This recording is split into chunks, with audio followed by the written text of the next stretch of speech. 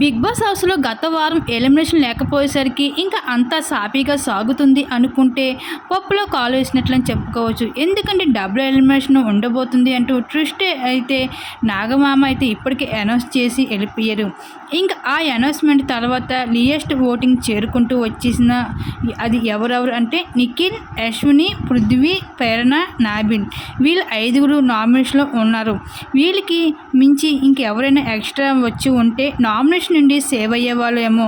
కాకపోతే ఈసారి ఈ 5గురు మాత్రమే రావడంతో లియెస్ట్ ఓటింగ్లో అయితే అశ్విని అలానే పృథ్వీ అయితే చేరుకున్నారు వీళ్ళిద్దరూ.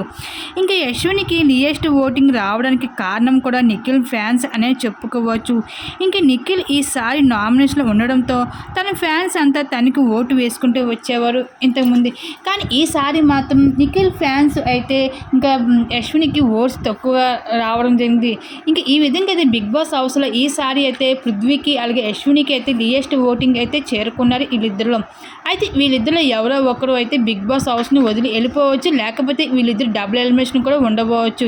ఏదైనా సరే జరగవచ్చు.